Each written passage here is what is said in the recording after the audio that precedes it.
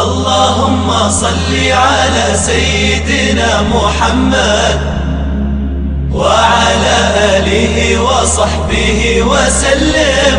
بسم الله الرحمن الرحيم.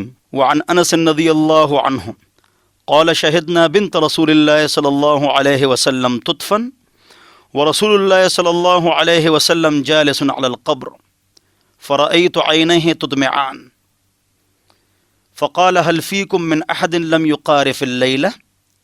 فقال أبو طلحة أنا. قال فأنزل في قبرها فنزل في قبرها. رواہ البخاری.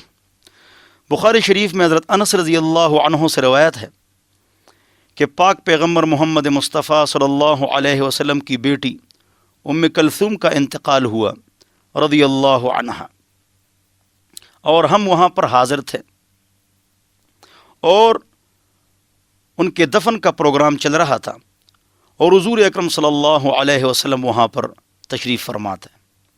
میں نے پاک پیغمبر صلی اللہ علیہ وسلم کی آنکھوں کو دیکھا کہ اس سے آنسو بہہ رہے ہیں.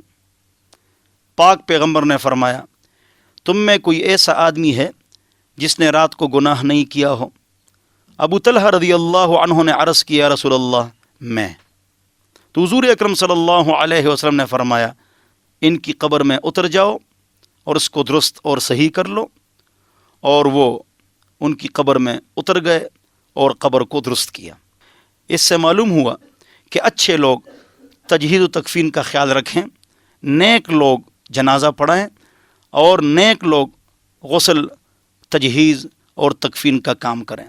اللہ ہم سب کو عمل کی توفیق عطا فرمائے. اللهم صل على سيدنا محمد وعلى آله وصحبه وسلم.